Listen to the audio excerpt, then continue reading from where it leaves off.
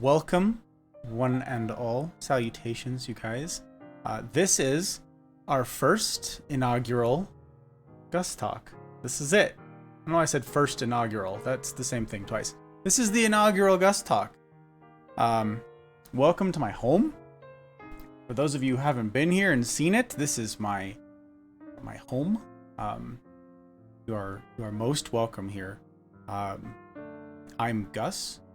A lot of friends on here you may know call me Six. They call me Godfather. Some my old Marine Corps call sign. And yeah, I also respond to "Hey you," guy with the tie. You know, get creative, mix it up. Doesn't need to rhyme. That was just incidental. But yeah, for those of you who don't know, and many don't, I started this streaming adventure a little bit ago, in the middle of my studies. I've been training for the military, and I'm doing studies in biomedical engineering at the moment. Subject to change. We'll see. I've got plans, but we'll see. If my levels are terrible, if you guys can't hear me, please do let me know. These are things that I should know, so I'm not absolutely just either blowing you out or you can't hear the words that I'm saying and I'm talking to no one. Those are good things. Do let me know. But yes, my name's Gus. I am over in Nevada enjoying beautiful weather today. It is significantly cooler than it's been. We just had a nice rainstorm roll through, and now it's only the high today was only 90 degrees, so gorgeous day. But this is where I am. I'm on Pacific time. I stream Mondays, Wednesdays, Fridays, and Saturdays at the moment. Subject to change, again, given the fall semester coming up and work obligations, etc. And this week, as many of you already know, I will not be streaming Friday or Saturday because what you're seeing right now is the legacy version of me. Because these bad boys, I'm going to snap in half and throw in the trash can. Because on Saturday, God willing, LASIK will mean that I can see things. So, inaugural Gus-Talk includes Legacy Gus. Seems appropriate. Hopefully it means I'll also be better at the games that I'm usually playing on Fridays and Saturdays. I try to keep very close to my schedule, and I try to keep that up to date, so if you're looking for information, you can find it all there. You won't be getting a phony 6 on Friday. In fact, you won't see 6 on Friday because the doctors said that I can't have screen time for 24 hours before the surgery. So I will not be streaming anything on Friday or Saturday. As noted on my schedule, those are canceled for now. Hopefully, again, God willing, Monday I'll be back streaming and functioning. That's the dream. If I'm blind, then, well, that'll be something, won't it? That'll be something. That's right. The hot bride gets me all to herself for her whole work weekend. And I'm doing well, Steve. Thank you for asking. I appreciate it, friend. So, introduction to some things. This is what many people in my life have come to call a Gus-Talk, is what I'm hoping for these to be. The hot bride included knows what these are. In fact, she was the one who suggested the title for these segments because she was herself the subject of the longest Gus-Talk that I've ever produced. Not on purpose. I'm not setting out to set records, but, you know, those of you who know me, I take a minute to develop an idea and get to the point because I want to be thorough and I want to be clear and I want to eliminate as much possibility for misunderstanding as possible. In that spirit, I undergo these talks with all manner of people in an effort to talk about matters of meaning, of import. That's the goal here. That's the goal with these. To develop thoughts and develop them well. That's right. The phony one. This is what I'm hoping to do with these things. So Gus-Talk, she okayed me saying how long the first one that I had with her was. I didn't anticipate the conversation going as long as it did, but when you're on a roll and you're talking about things that are important, I find it important to not break the moment. So I spoke to her about some very important matters back when we were mere acquaintances for a 7-hour phone call. And she and others say that that's the reason she ended up marrying me. We'll see. We'll see if I can have as important an impact on anyone else. I'm not looking for anybody else to marry me, incidentally. That's not the goal here. I'm done with that. So, tonight is a special occasion. Because it's our inaugural night, I found it appropriate to crack open some good drink. That is what I invite y'all to do. If you are given to such things, but not overly given, moderation, friends, moderation. I invite you all to pull up a comfortable chair, grab a smoke if that's the thing you're into, or a good drink. And by the good graces of, again, the lovely bride, I was gifted my favorite. That is very reflective. I'm going to take that right out of there. I was gifted my favorite bottle of bourbon. This is Booker's. For those of you unfamiliar with Booker's, you may have never heard of it, but it's actually kind of a funny creature. Most folks, actually I think all folks, know Jim Beam. Well, Jim Beam goes from the trash mixer that everybody uses for throwaway drinks all the way up to two very high-end bourbons. One's called Basil Hayden's. It's much more herby. Some of you may have heard of that. And the other is Booker's. And so, given that, I'm going to go ahead and crack this bad boy open.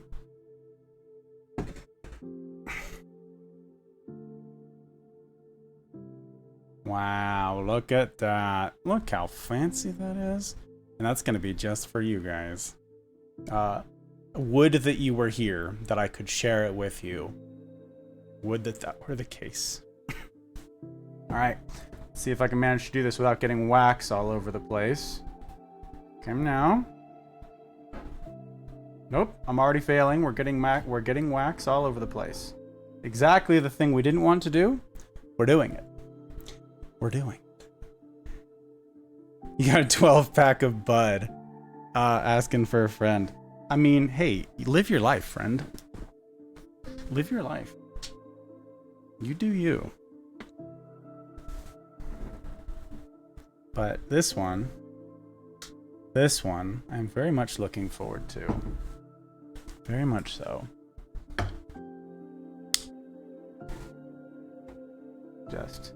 Just carve off all of the wax. No big deal. No big deal.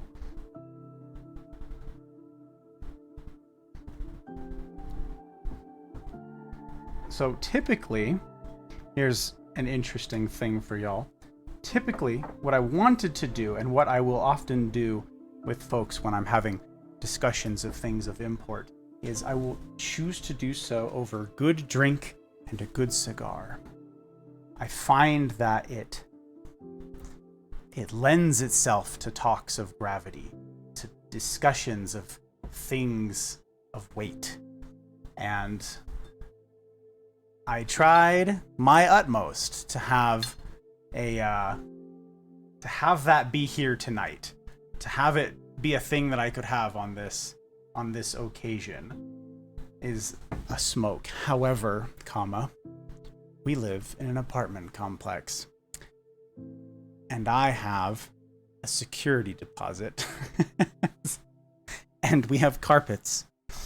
And it's not built, unfortunately. It's not built for such things. Unfortunately, we live in something that is very interconnected, and the smoke would ruin virtually everything. Oh, good. You have more of the expensive beer coming in. Excellent. Excellent. And yes, we will have to do the meetup. It's going to be a thing that happens. It's going to happen. All right. Did that pop? Did you guys hear the pop? Or did it go? No, that's too small of a sound. It didn't. It cut it out. It filtered it out. So, to go with the auspicious occasion, in addition to the fine drink, the center cut Bookers, I have my favorite lowball glass that comes with a story. I do like certain stouts, yes sir. I do. Mostly I'm a fan of ales, but stouts have their place in my life. So this is my favorite lowball glass. This comes... Excuse me. This comes from the presidential lounge of a very fancy hotel where Teddy Roosevelt attended. And this glass was a gift to me from the staff, from the owner of this establishment. When they found out that I was in the military and that I was a big fan of Teddy's, he wanted to gift me 2 of these glasses. And they are just wonderful. The construction of them, the weight of them, size of them, I love them. Let's see if I can manage to not make a mess of things.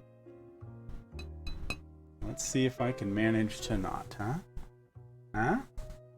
So, to all of you who are going to join me and drink, cheers. Welcome.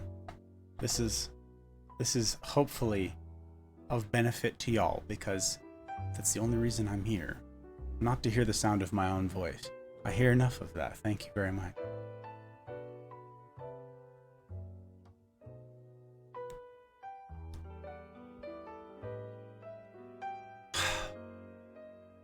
You guys ever had a whiskey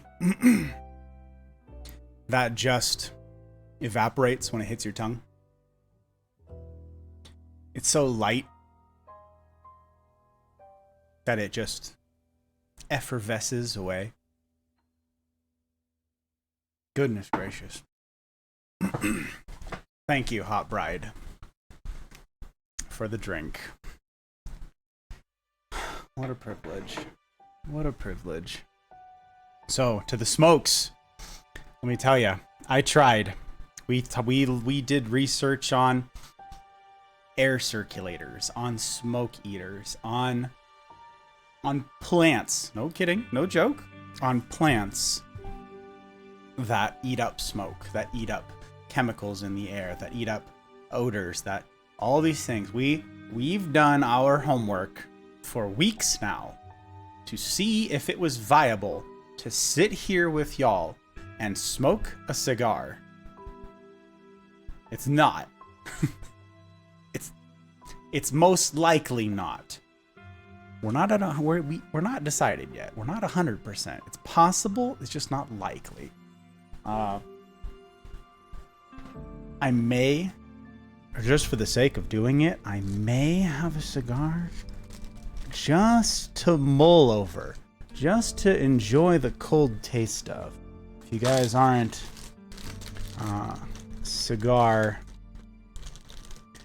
fans of cigars, you might not know about cold taste of things. But the most typical application of this is for folks who enjoy a cigar, but like me, aren't in a place where they can smoke one. This was pretty famous during the wars. Various cigar enjoying gentlemen would have the cigar but be unable to light it because that would give away their position. Smoke, the cherry, whatever it is, and it would get them killed. So what you would do is just mull over the cigar by its lonesome. Doesn't need to be lit. You get a different flavor profile because most of the flavor is in the wrapper anyways.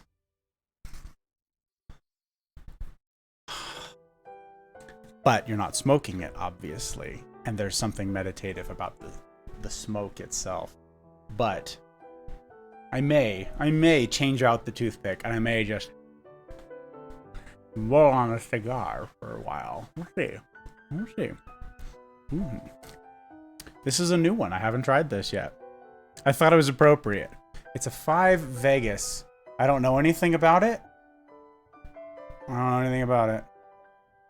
Except that it's a limited release Robusto, and I do so enjoy trying new cigars. So, there's that. Okay. All of those things out of the way. All of those. Let us talk about the format of these things going forward. That's what I want tonight to be. Tonight is purposed with explaining how these are meant to go. I won't likely get too deep into any of the philosophical delvings tonight, and that's by design. Tonight, I'd like to give you an insight into who I am, where I'm coming from, and where I'd like to take these talks. And I do hope you'll join. That way you can sort of see how these are to be conducted, at least in theory. We'll see if I can stick to it and be shorter on this in the weeks to come. So typically these will be unscripted. I'm not reading from something. I don't have anything on my screen. Actually, you all just saw the reflection in the Booker's thing. Yeah, I have opened my my OBS to see my feed. That's what I've got. I do keep a handful of written notes down for talking points, just so I don't get too far into the weeds. And I am a big fan of quotes, and I am not especially great at memorizing. So writing them down is the way to go.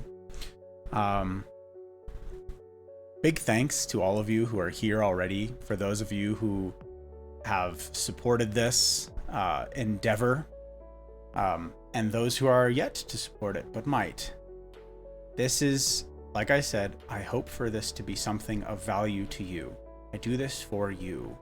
I want this to be something that adds value to your life, to your day. I want this to be not just another talking head talking trash. I want it to be something meaningful, something that gives life, doesn't cost it. That's the goal. So, I'm not an expert in everything. Those of you who know me know, however, that I've been some places on this planet. I've experienced some things.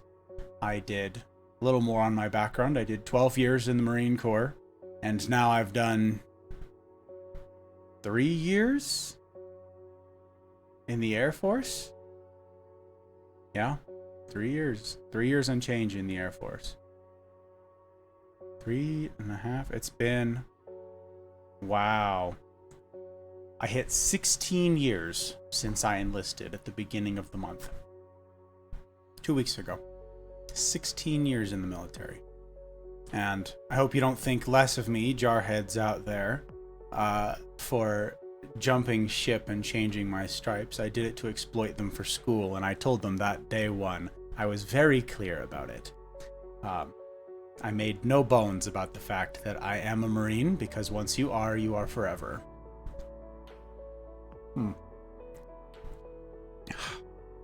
They're not terribly big fans of mine, in any case, I have to say. So, it doesn't hurt my feelings to be candid with them. But speaking of candor, that's something else that I'd like to bring to this. And it's perhaps not something that you're used to, because most folks aren't. Candor is something that, well, it can be very hard. Most folks aren't used to it.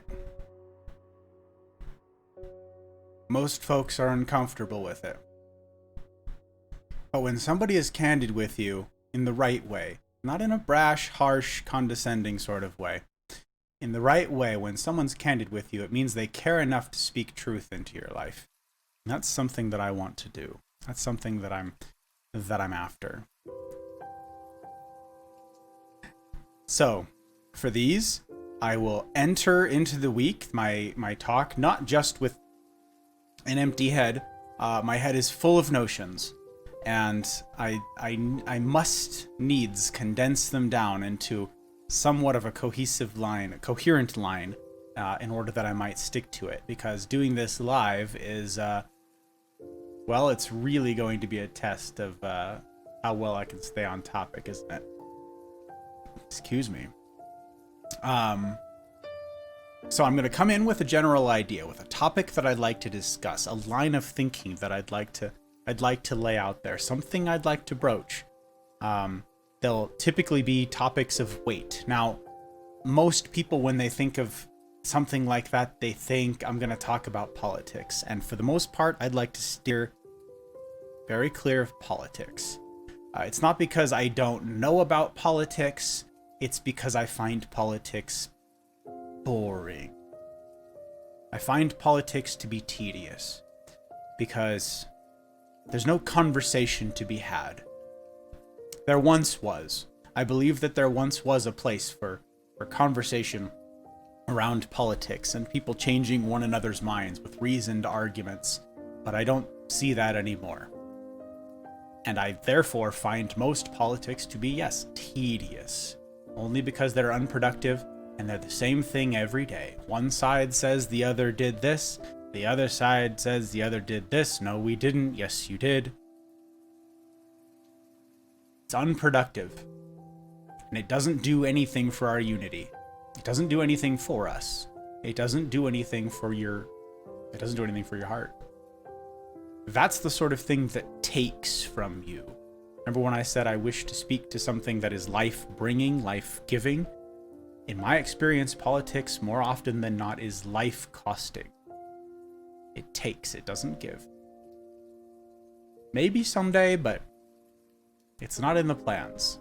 It's not in the plans. I'd like for my initial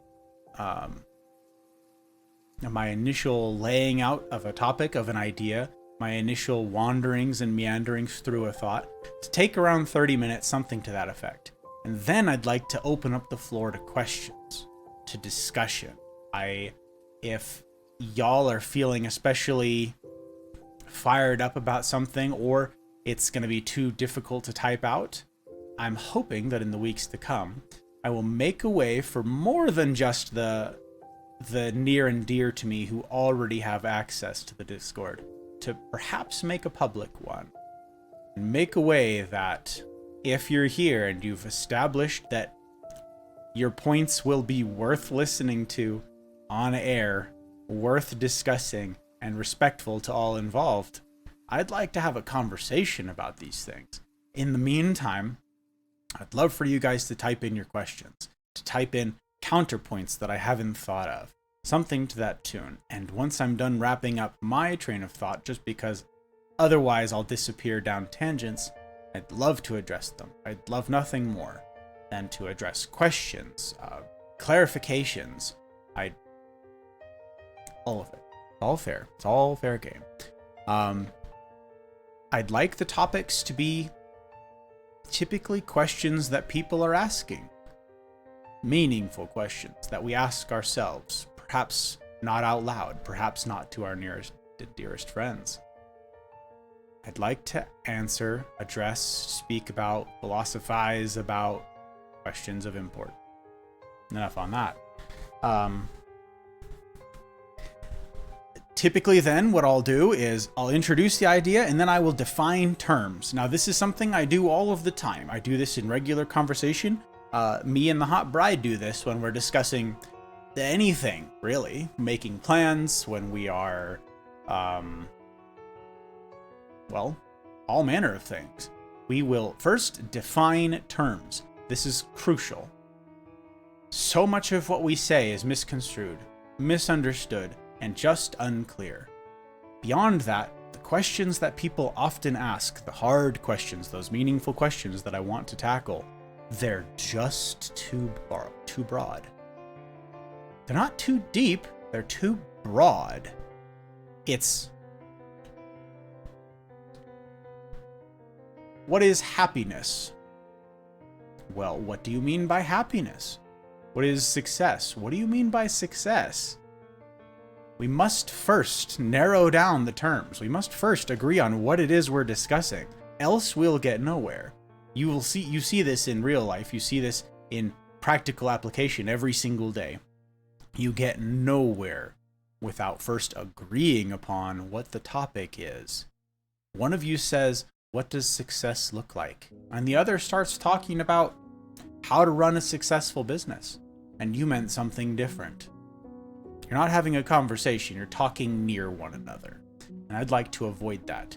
So my typical MO is going to be introduce a topic, define terms to narrow down the range of that topic, and then give my thoughts on the answer or solution to a given problem, query, notion, or philosophy. That's the general way I'd like to do that. And in fact, today's topic is purposed with addressing those things specifically. What does it mean to define terms? What does it mean to speak things that are true? Non-opinions, objective truths. What are those? That's tonight's topic. And then, beyond that, I wish to then open the floor, like I said, to questions, comments, discussion, and see how long the night goes. I'm here for 4 hours. If the topics go that long, the topics go that long, and I'm happy to sit here and do it with you. Again, hopefully you've got a libation of choice in hand, and we'll be doing this each week. I may switch to different drinks throughout the night, who knows? While I take your questions and sit around and listen to y'all posit your thoughts on something, maybe that means I can actually sit here with a stogie in my mouth instead of having it in my mouth and just blah, blah, blah, blah, blah, blah. So, win-win for all of us. But precision of speech. That's what I'd like to talk about tonight. Precision of speech, truth, integrity. Those are the themes. They're all interrelated, but those are the things I'd like to speak to. Because, as I said, there is no discussion about anything else without these. These are the cornerstone. These are the foundation upon which meaningful discussion is possible. I'd like to have meaningful discussions going forward. First, we have to lay the groundwork for what that looks like.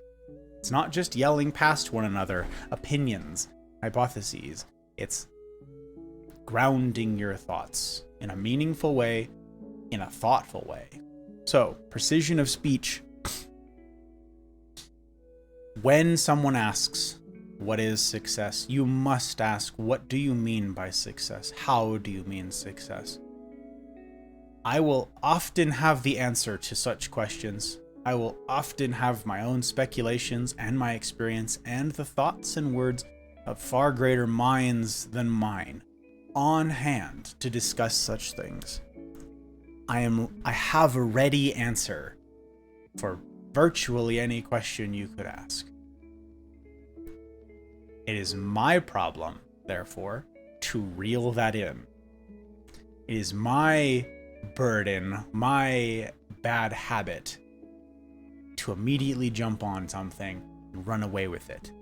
Instead of asking more questions, getting to know you better, getting to know your thoughts, feelings, your heart better.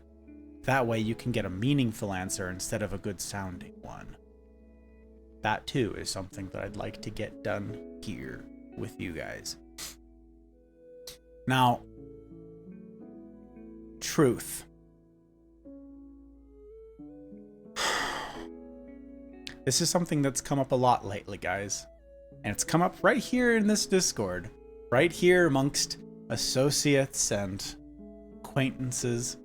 Um, not with most, but with some, and it's an increasing number of people. You state a fact, and the reply will be, well, truth is relative.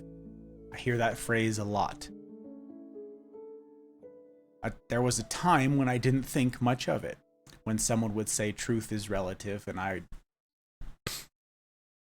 either dismissed it as they were misspoken, misunderstanding, perhaps just young, perhaps naive.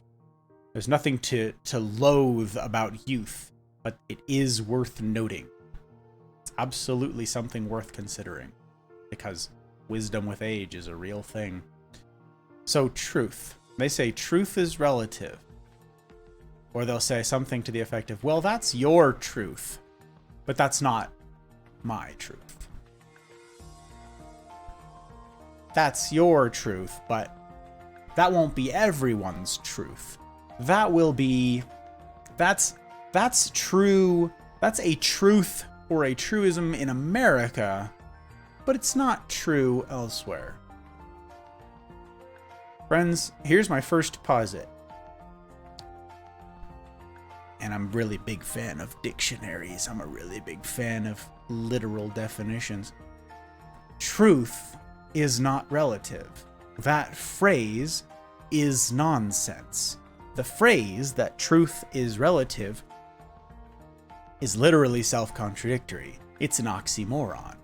Truth is objective. Truth is different from opinion. When you say that is your truth, but this is my truth, what you mean to say is that's your opinion, now here's mine. People don't like that word, though. People don't like to use the word opinion. Opinion sounds weak. Opinion doesn't carry with it weight. When you say the word truth,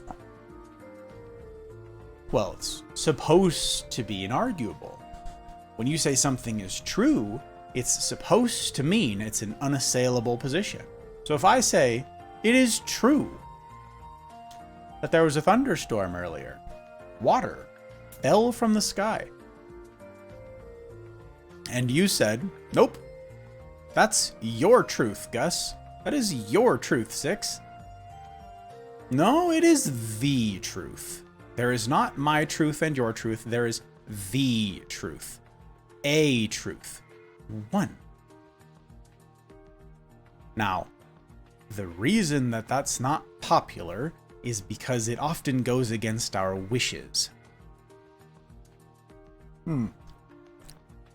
Indeed, we don't like truth. When they're hard, sometimes when they're easy, but least of all when they're just inconvenient. Nobody likes being told that they need to change, even if it's true. Nobody likes being told that they have cancer, but it's true. Truth matters. And it's the reason that I'm starting with this. It's the reason that my very first talk with y'all is about truth, because truth matters. Many a historian will tell you that if you look at the ancient civilizations, the greats that have come before us, the giants on whose shoulders we stand, they will say the first major fractures that undermined that whole society and led to its eventual collapse started when people started changing definitions. Now, if that sounds hard to believe, do a little digging on your own. That is something else that I very much encourage here. Don't take my word for it. Look it up. I am not the end-all, be-all knowledge base or source. I'm not the fount of knowledge. I am not the end-all. I have done a lot of reading, very much. Someday, I don't know, we'll see what becomes of this. Someday I can give you guys maybe a library tour, maybe book recommendations. Maybe we can turn it into something of a book club. I don't know. I'd love for those things to be true. Do let me know. But gosh, I've read a lot. We have, I think, darn near No, not quite 1,000 books. We have something like 80 linear feet of books. Book-stuffed bookshelves and stacks of books beyond. Keep buying more bookshelves, but we keep ending up with more books. Who's to blame for that? Well, I do know things, and I will weigh in with what I know and what I have seen to be objectively true, and then I will give you my opinion on matters. But I will, in every circumstance, to the best of my ability, make clear the distinction between those two things. That is important. I want you guys to know, here's my opinion, but I don't know. There is nothing wrong with, in the world today, giving an answer to a hard question that goes something like this. Ready? You ready for it? I don't know.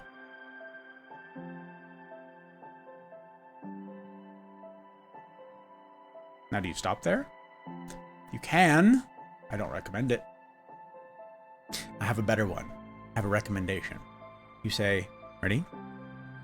I don't know, but I'm gonna find out, and I'll get back to you. Let's take up this conversation again in, say, a week, when I've had a chance to do a little bit of homework. And yet, every single, and this is why politics is so tedious to me, every single politician that you will hear in existence will tell you some spin, some drivel, something that sounds good in lieu of an actual answer. You know what an actual answer is? And when was the last time you heard a politician say it? I don't know. Is this tragedy gonna happen? Is this catastrophe about to befall us? I'm not a scientist who studies that very specific thing that you asked. I don't know. Would be the most refreshing answer that I think most of us will have heard in our lifetimes. Of listening to talking heads telling you that they know. It's fine to not know. What's not fine is positing that you do when you don't. What causes real harm is lying. Putting forth information that you know to be false, or at least have serious doubts about the truity of. If you don't know, say so. Hold me to it. Hold me to it, chat. Hold me to it, friends. If I say something and I forget or somehow omit that it is an opinion, that it is clearly an opinion, perhaps I don't know, I haven't given evidence, I haven't cited my sources, I haven't given numbers to back something up, let me know. Put my feet to the fire. Call me out on it. This is what rational, meaningful discussion looks like. Friends, associates, counterparts, in love, in camaraderie, coming alongside one another and sharpening one another for the purpose of both moving forward. Not to degrade, not to belittle, not to beat down, but to hold up, to carry along with, to come alongside, to shepherd to a better future together. Politics, again, is tedious because both sides are so convinced that they're right, and neither is willing to listen. Which brings me to the next point, is biases. You guys, we have them. We all do. If you're raised one way, you're told one thing your whole life, why would you listen to evidence that goes against everything you knew? I've got one for you. And some of you, I have a hunch, will appreciate this example. Some of you.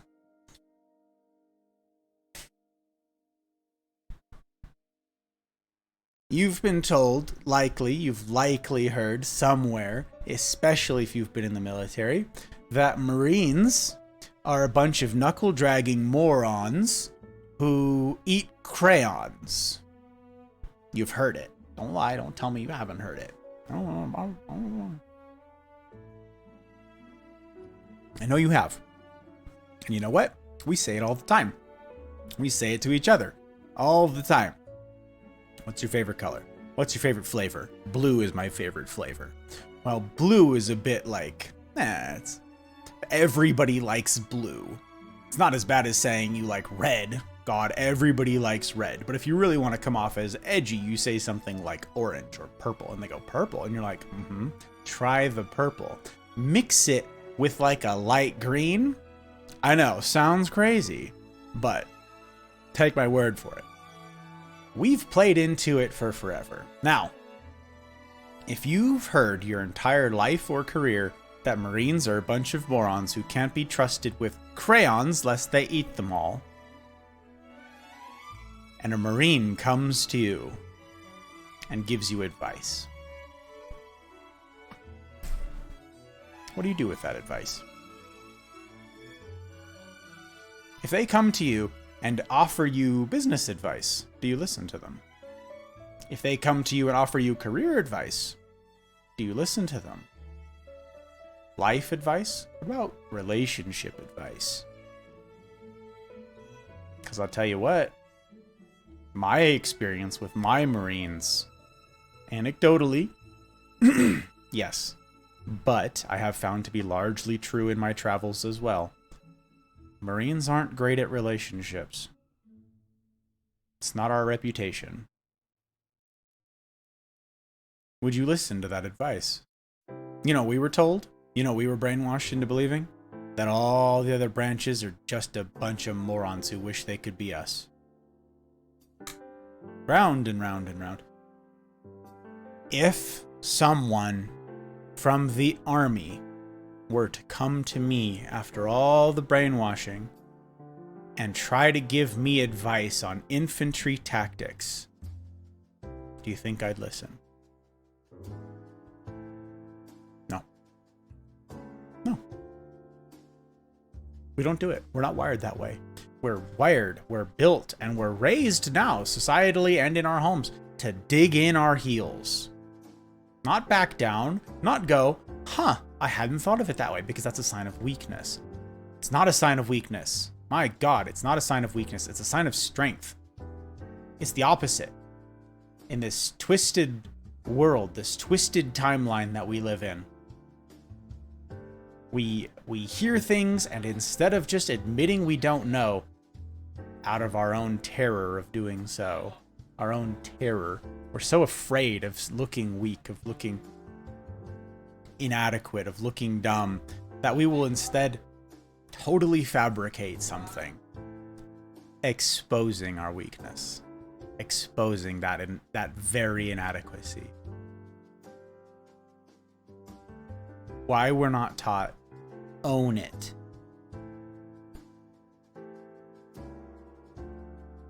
It's beyond me. That was something that the Marines were very big on, incidentally. Own it. Now, was that lived out every day? Certainly not. We're all humans. We're all humans here. But, boy, they certainly tried. They were very big on that. Very big on, if you see something, you own it. Something's off, you own it. You correct it. It's not your problem. It is now. You didn't make the mess. It is your mess now. I've seen a lot of young people go in without a clue, go in without an ethic, go in without guidance, without a plan. And I'll tell you what, the Marine Corps,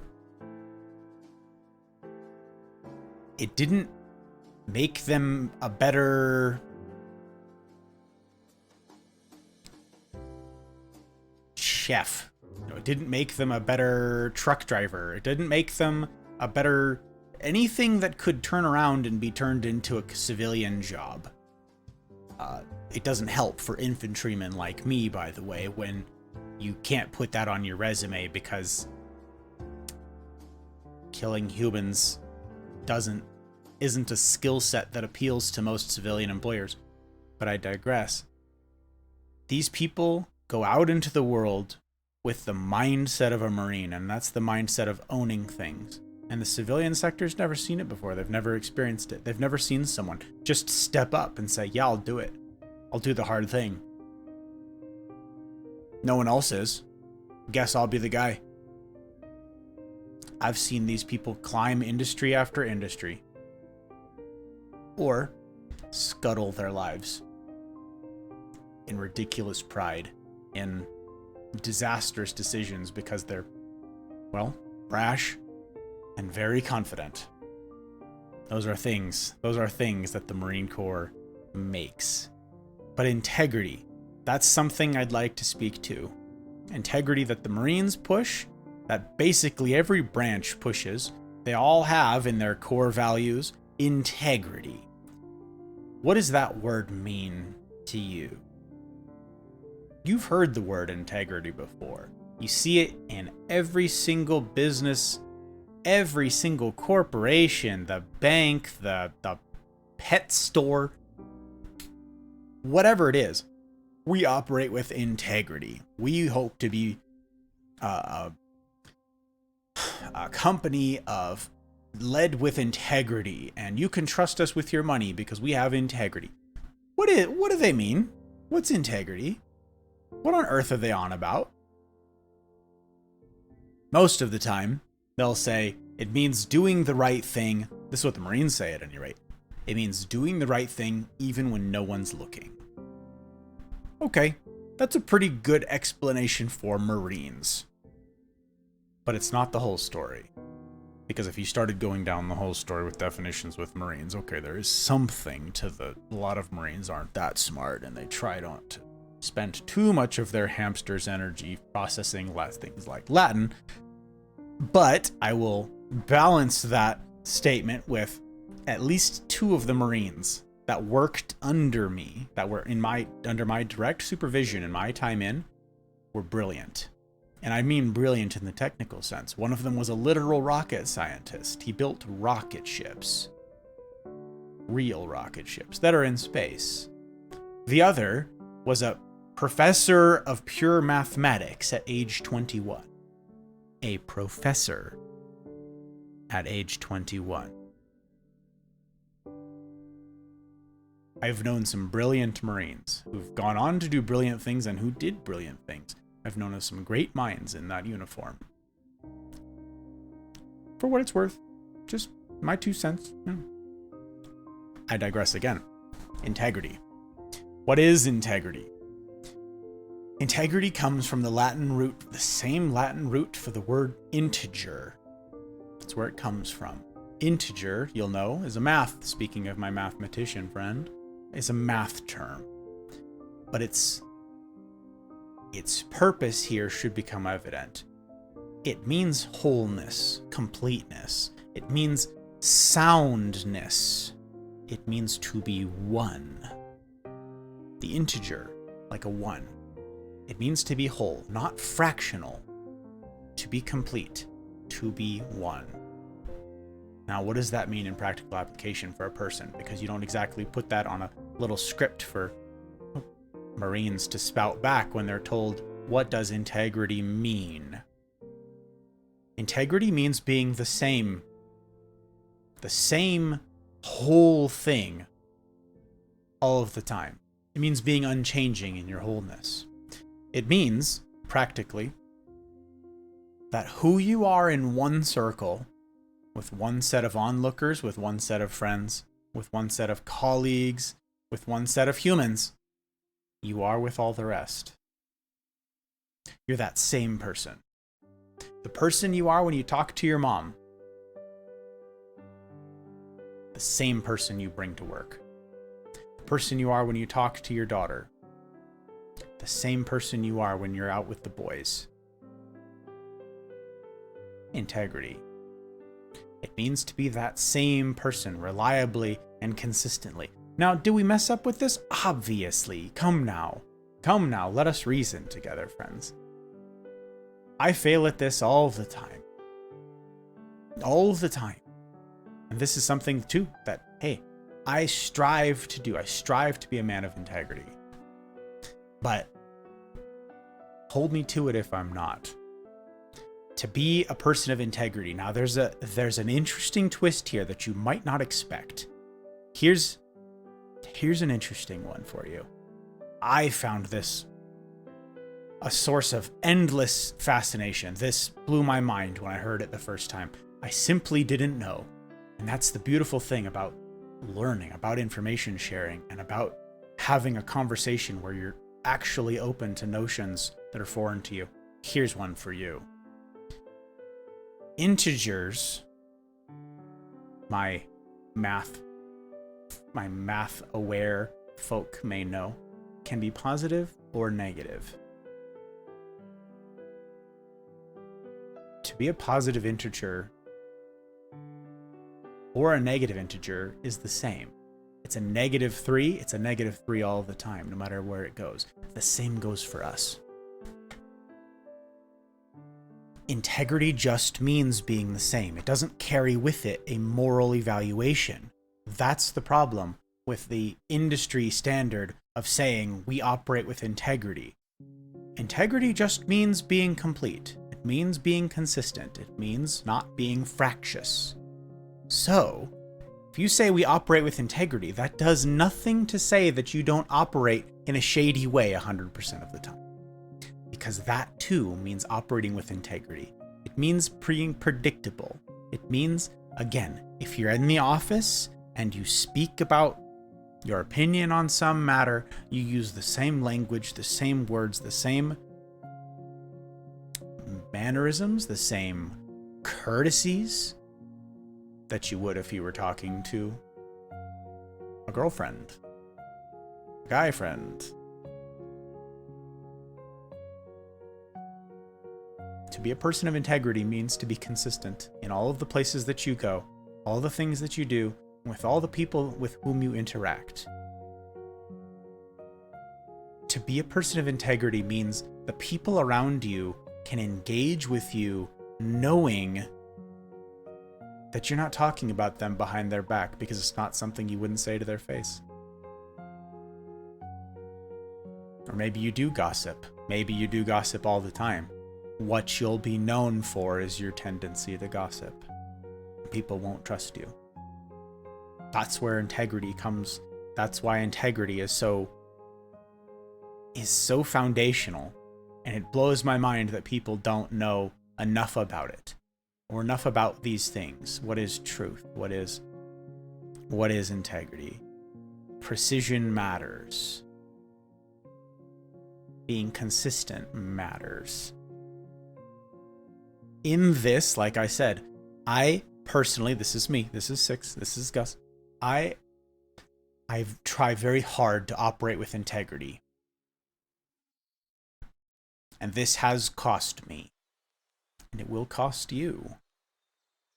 Many of you will have heard what I just said and said, what do you mean use the same language that I would with the boys as I would with my grandma?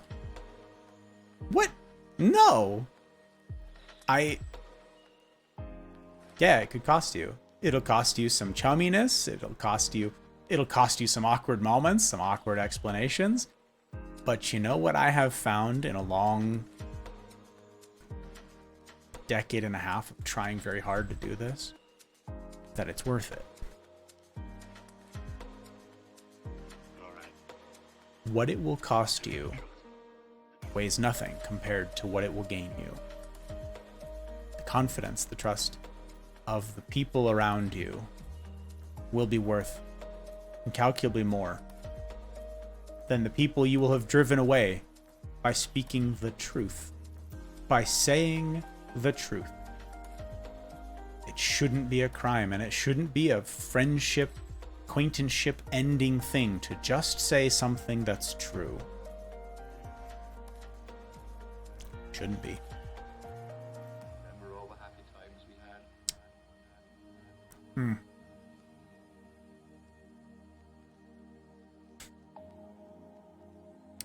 You know, back when I first joined the Marines, I was mocked ceaselessly for something. I didn't plan on talking about this tonight.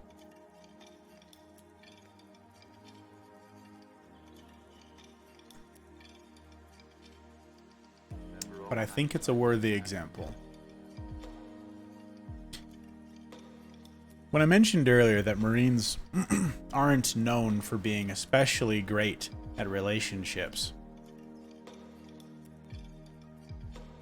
Marines are known for being, well, and not all Marines, but I know a reputation. I have heard it from many a place, from virtually every other branch, and I have known this to be the case with the vast majority of the Marines with whom I have personally interacted, and that is worldwide.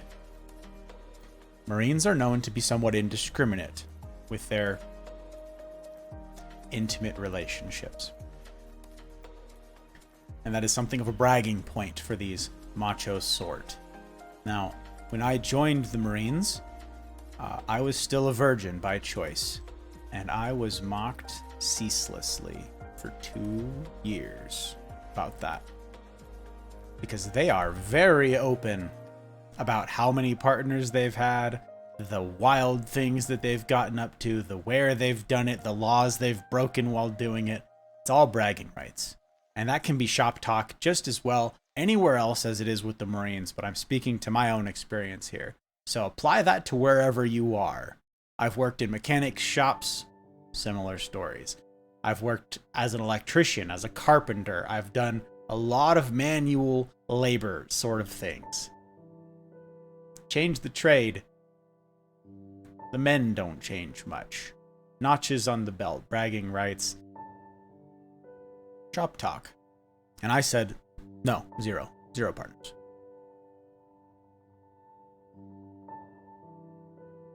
They said, why? What on earth? And I said, because I'm waiting till marriage. I'm waiting for the right one. I'm waiting for the right person to sleep with. Not just any person. And you know what? This can be a topic for another night. Talking about, well, things that matter. Like that. Things that matter in relationships. Sex is not just sex. Much more to say there, but we'll go there another night. Now, a distinction here, Shins, is I wouldn't bag on myself with these things. I know what you're after with that. But me, I owned it. And I said, no, I have my reasons, and I'm sticking to my guns. And it took 2 years. And after 2 years of being consistent in this, it was no longer fun for them to rag on me. And that's something to your point as well. It's not fun when you're not the victim that they want you to be, right? Your point's well taken, friend. After 2 years of this, I had Marines come to me. 1 at first, and then 2, and then 10. Marines come to me in confidence, in private, and say, I'm a wreck. I'm a mess. My life is in shambles. I don't know who I am. I've slept with so many women, and it's empty. And I'm lost. I have no identity. I ask for help. I tell people I need to sort this out, and they say, get back on the horse. You'll walk it off. Sleep with some more. You'll feel better. He came to me and said, I'm a shell. What do I do? So why come to me? Why ask me? Genuinely, why not? These guys have mocked me forever. Now we've worked together for 2 years at this point. 2 years. And they said, 2 years you've put up with everybody harassing you about this. And in 2 years, every single person here's relationships have fallen apart. They've fathered children that they don't want or won't keep. Or they did the right thing got married, and now divorced. Everybody's a wreck except you. Why? What's different? Help. I was the same person to them for 2 years. It wasn't a show. It wasn't for bragging rights. It wasn't for... It certainly wasn't to be cool. Could have lied. I was a person of integrity. It means that when they came to me in confidence, they knew that I wasn't going to go blabbing about it. It means that I wasn't going to out them in front of all their peers. It means I wasn't going to make things worse. It means that I was going to throw myself behind the cause of making things better. That is something that I wish to be known for. And, by God's grace, have, to some degree, had some success with. I wish to be consistent. Now, I'll be the first to tell you, and I'll tell you here, again, this is our establishing talk here, I'm going to fail. Every week, every night, I fail at this. And those of you who I've spent more time with than others in gaming, in conversing, in whatever else, you know, I will lose my temper. I will rag on myself. I will do all of that. I'll turn right back around and say, I shouldn't be in this place. I know how I ought to act. I know how I ought to behave, and I know what I ought not to do. The things I know I ought not to do, I do them. The things I know I ought to do, I don't. Guess what? Me too. That's all of us. That's what being human is. This is the condition. We know what's right and we don't do it. We know what's wrong, we do it anyways. Every day. I promise you I'll let you down. It's a promise. It's a promise I wish I didn't have to make. But I'm human. Yeah, under the double-breasted pinstripes, under all of this, behind the fancy schmancy bourbon. I know, hard to believe. Human. Rife with pride.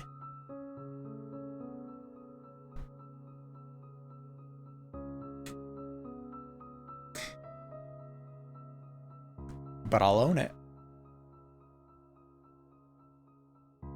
I'll own it. Sometimes it takes me 10 minutes. Sometimes it takes me an hour. Sometimes I need to sleep on it. But I will do my utmost every single time I let you down to turn back around just as soon as I possibly can and own it. And do what I can to make things right. That's what I'm after. That's uncomfortable. It's embarrassing. But that's humility. It's another thing that I struggle with. Pride was my vice. All my formative years. Pride was my vice. It wasn't drugs. It wasn't women. I was, like I said, waiting till marriage, and thank God my vice wasn't women. Otherwise that would have actually been impossible. It wasn't gambling. It's not drinking. It's pride. Pride was my vice. Power, money. Those are the things I wanted.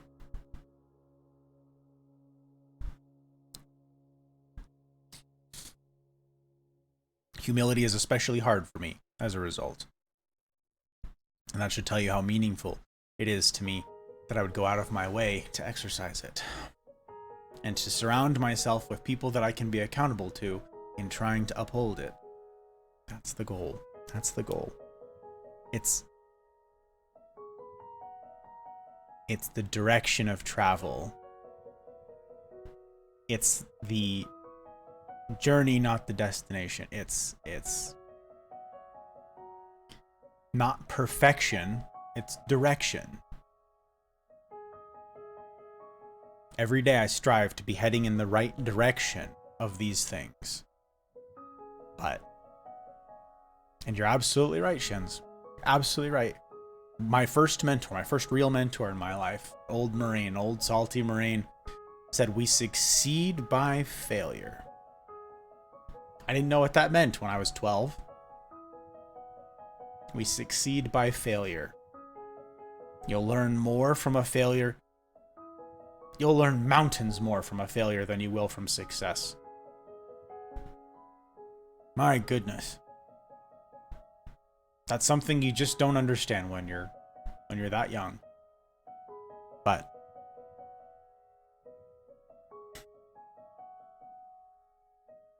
learning to learn from your failures is nothing short of one of the greatest things that you can achieve in your life.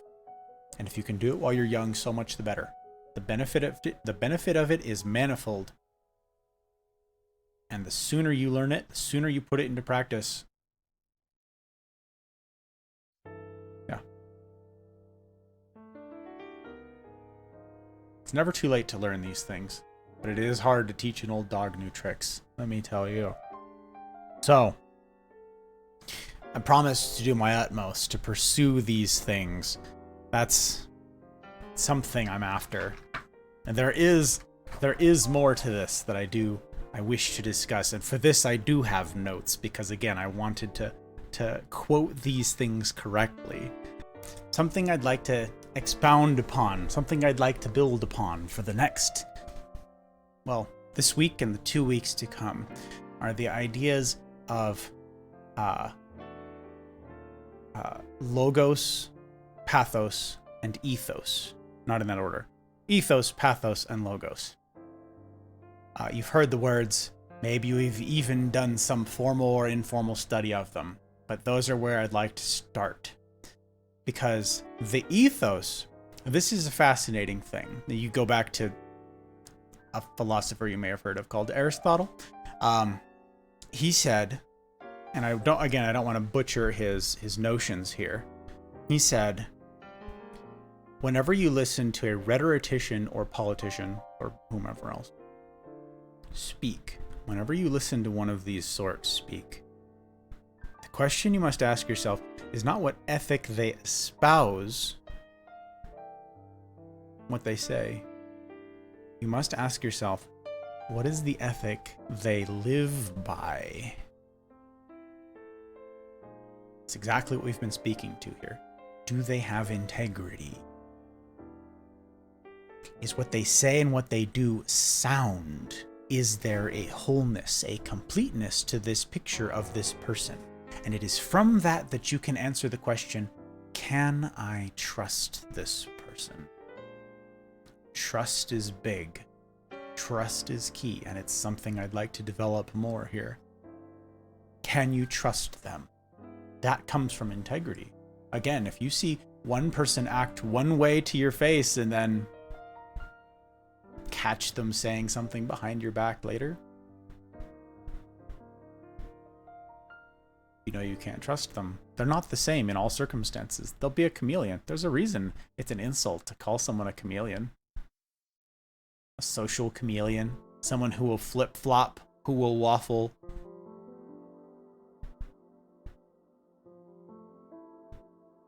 There's good reason to be wary of that. We live in a duplicitous world with people who have their own aims and goals, and often those are at odds with your aims and goals, unfortunately. And whether or not you believe it, every relationship we have in your home, your place of work, community, whatever. Snake. Yep. Snake in the grass. Exactly. Every relationship you have, hear me on this, is morally and ethically governed. Every relationship you have, morally and ethically governed. And you don't think that's the case. You might question that. You might wonder. You might say, no, not all of them. What about work? Obviously, work is just work. I go there, I do my job, and they give me a dispassionate, impartial paycheck for the amount of hours I've worked. Pardon me. There's no moral or ethical considerations to be had. It's I work, they pay. That's the exchange. It's not true. Every business dealing you've ever had is influenced by this, no matter how big or small. If you lack trust in a relationship with someone you're going to do business with, it doesn't necessarily mean that you won't do business with them. If the company has a completely terrible reputation, sure, it could mean that. But more often than not, you'll still do business with them. However, you will require of that person, of that relationship, of that exchange, a higher return on your investment, greater securities, more constraints, and a higher bottom line, a higher return on that investment to cover the risk.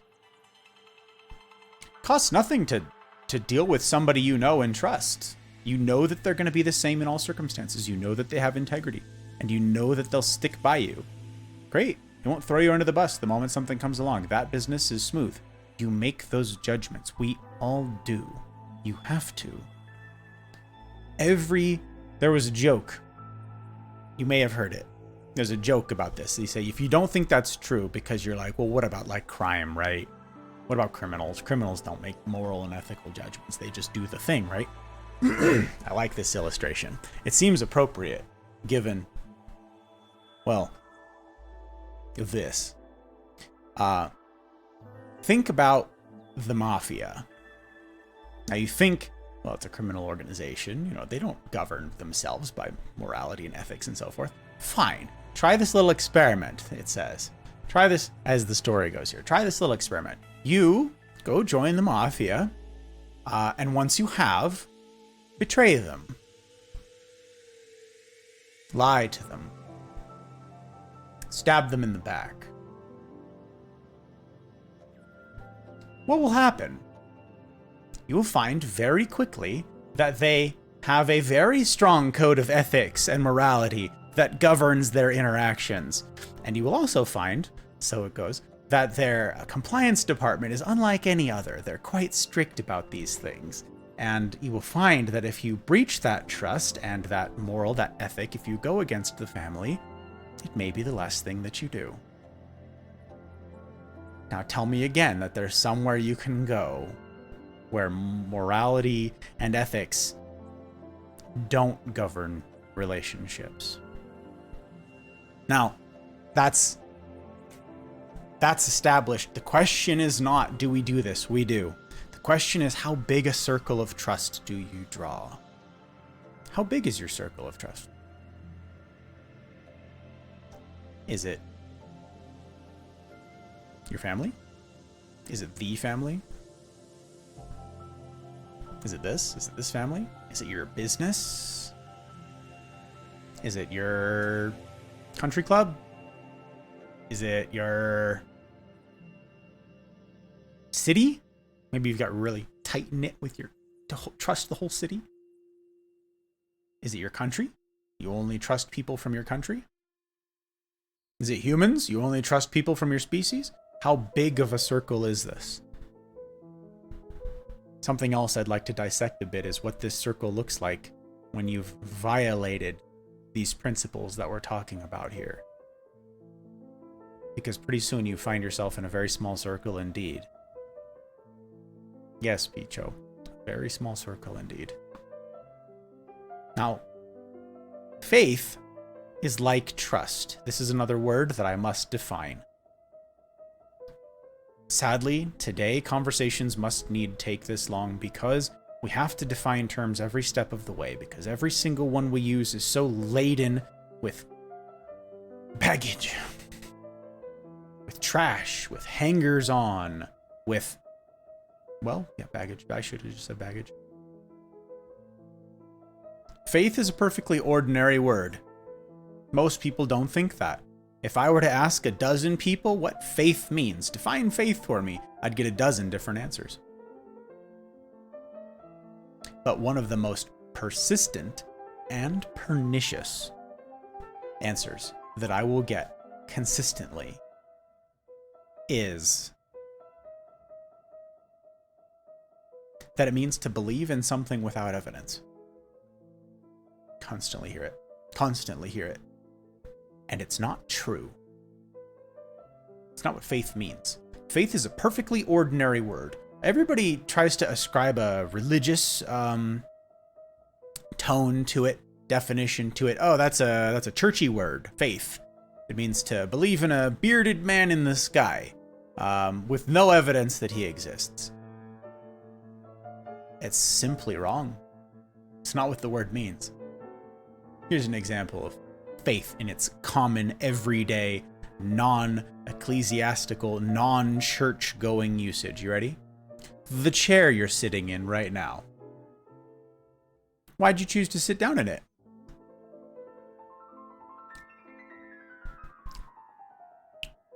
Could it have fallen apart? Couldn't it be dangerous to sit down in any given chair at any given time? Why did you choose to entrust yourself, your health, your very life, to that chair?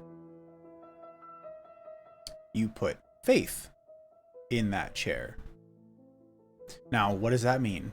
It means to believe something based on the evidence. That's the definition of the word.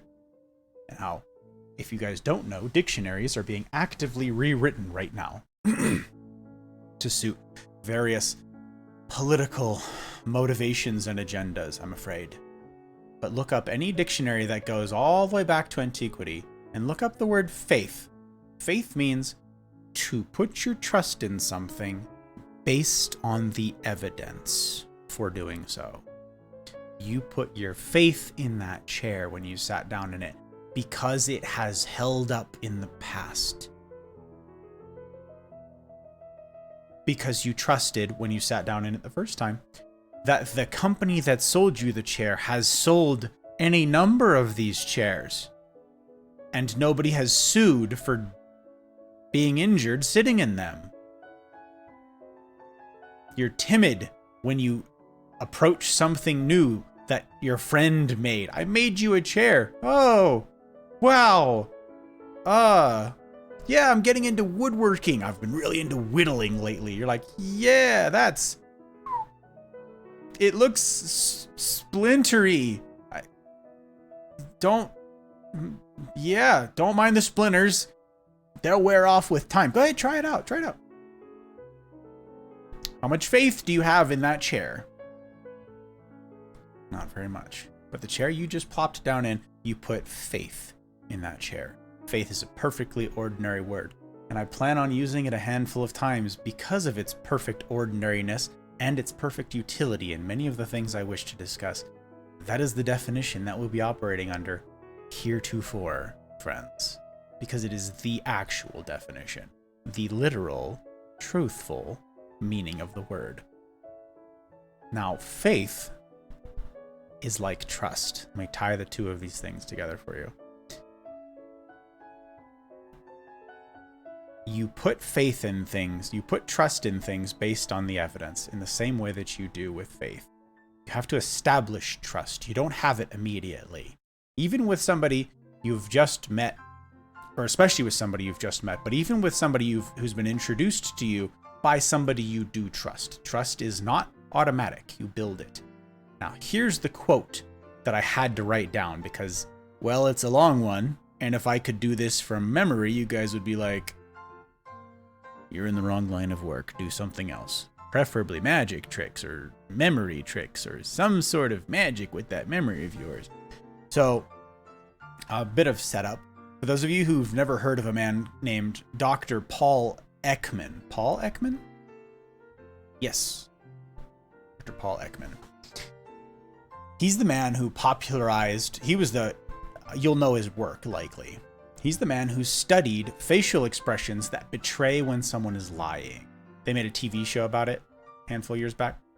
About like detectives who can like look at somebody in the interrogation room and tell when they're lying based on facial tics, stuff like this.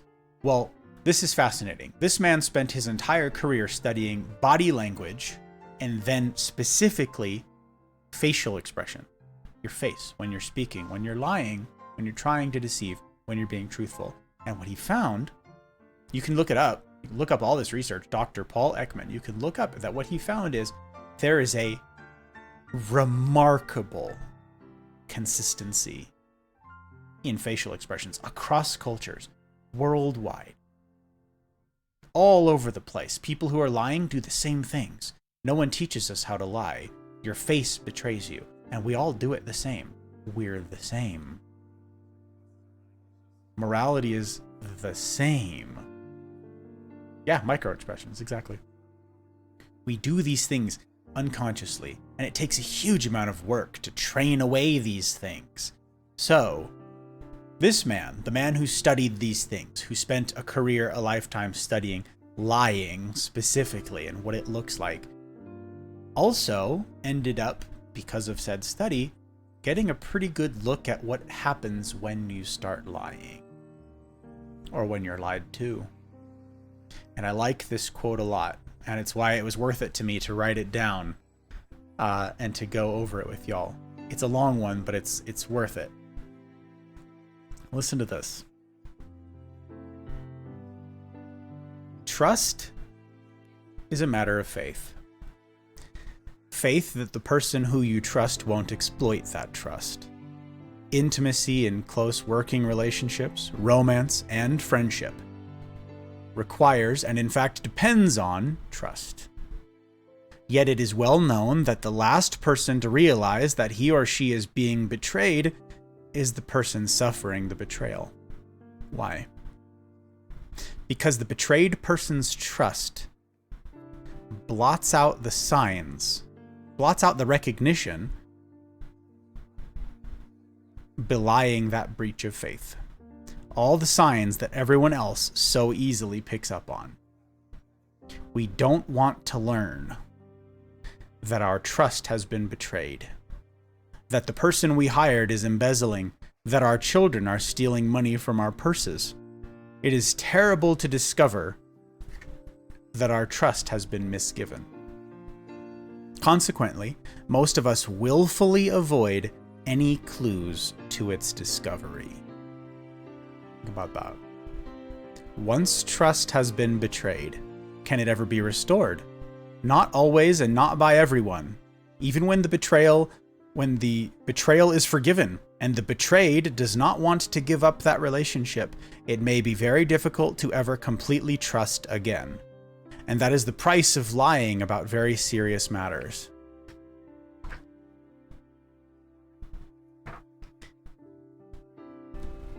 The loss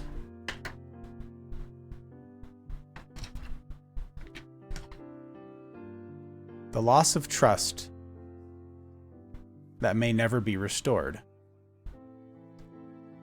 That's the cost, that's the price. Suspicion, on the other hand, the opposite of trust, undermines relationships and results in the suspicious person's misery. All of us face choices about trust. Do we, based on faith, take the risk of being misled by trusting? Or do we instead take the risk of not only disbelieving a truthful person, but never being able to establish close connection because of chronic suspicion?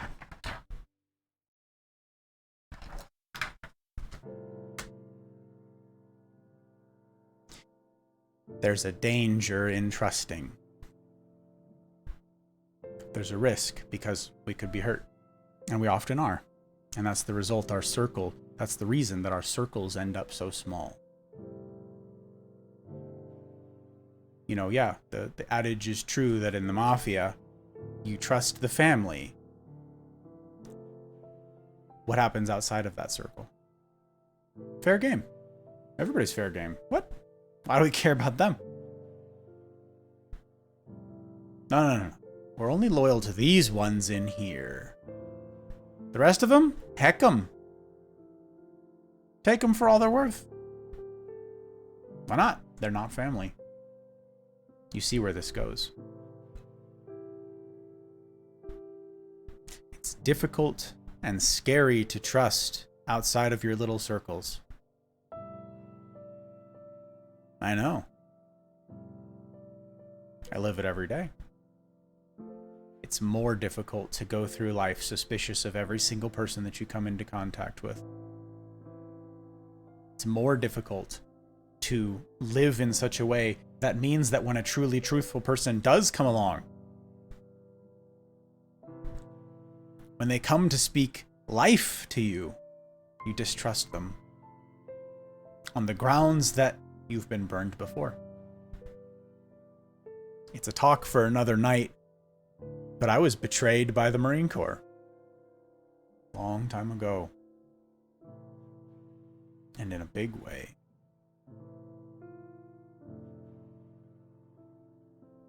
A big way.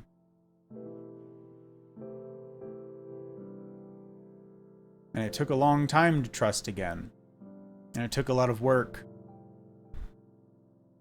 And all of that doesn't matter, because now I'm still wary of them. In fact, I entered the Air Force impossibly wary because of that distrust. I came in suspicious, but as neutral as I possibly could. I said, let us try very hard to give them the benefit of the doubt, to let them prove their words. It's a hard thing to do. It's a hard thing to get back up on the saddle, so to speak. A very difficult thing to learn, try to trust again. But we need this. It's the problem with our country. It's the problem with our world. It's the human condition. This is why Aristotle spoke to it. This is why it's one of the three things, one of the three biggins. Ethos, pathos, and logos. Ethos, roughly, pardon me. Drink a little bit of water here too, so I don't just like clear my throat all night. Maybe later I'll have to switch to tea, so to help out with all of that. Ethos, you'll recognize, roughly translates to our ethic. That's ethics. Given all of this, given all of what you've just heard, given our proclivity to betray and to be betrayed, what's your ethic? Yeah, you. You don't need to answer this minute. Think about it, though. These are some thoughts. What is your ethic? What's your cornerstone? I spoke earlier about the cornerstone for these conversations being truth. I ground myself in truth. Not opinions, not feelings. I'm a rational person. Best I can be a rational person, but far more than I am an emotional person, I'm a rational person. Just ask my bride, the emotional half of the relationship. I have been called unfeeling in many a circle. I happen to believe that often the best way to serve somebody is to speak the truth. And as I said before, it often clashes with what they want.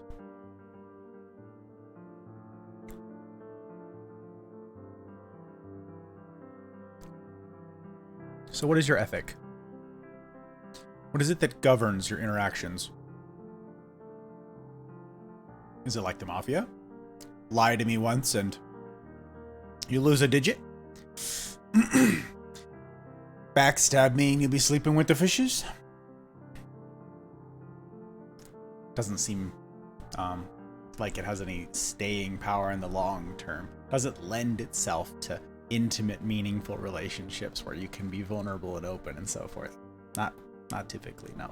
Decent for a cutthroat business that one might find themselves in. Less so for finding a life meaning. I meant what I said. My aim is to speak life. My aim is to build you up, not tear you down. My aim is to add value to your day. Those of you who've seen me stream before know that I say my purpose with being a content creator as it stands and for as long as it happens to go on is to make content, especially here and predominantly here, chiefly here, content of value. Content that matters. Content of meaning. Because you have value. Because you matter. Because you have meaning. And I mean those things, and I believe those things. Down to my marrow, I believe that. Stick around. I'll tell you why. That's my goal. That's my aim. I'll miss the mark. Constantly, I'll miss the mark. But that's my aim. And you can take that right to the bank. Be here next week. Come with your questions. Come with your concerns. Come with your confusion. God, it's what I'm here for. It's what I want to do. I want to engage in a meaningful way with you guys. If you missed it, go back, check it out. See what resonates, see what doesn't. Don't be here if it's going to be painful for you to be here. But don't let it being challenging be a reason that you won't be here. We live in a world where nothing's challenging anymore. Everything is too simplistic. Everything is boiled down to the simplest possible version of things. There's no nuance, there's no depth, no flavor. That's something I'd like to alter. That's something I'd like these nights to contribute to changing. I want to add substance back to your day. And if I can do that, if I can add substance back to your night, back to your week, some semblance of sanity in a mad world,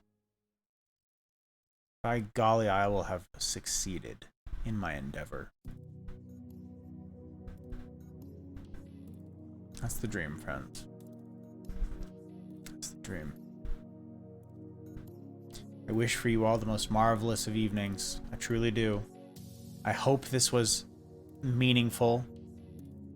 You've all heard my ethos. You've all heard my ethic. You've all heard my aim. Next week, you'll hear more about my pathos, my why, and maybe start to dig into yours. Wouldn't that be something? It's something I'd love to do with you. It's something I'd love for us to adventure around on together. Let's do this thing. Let's tackle the big topics together. I hope you'll join me next week. I hope you'll be here. And in the meantime, I appreciate you guys. I wish you well. And I'll see you on the other side.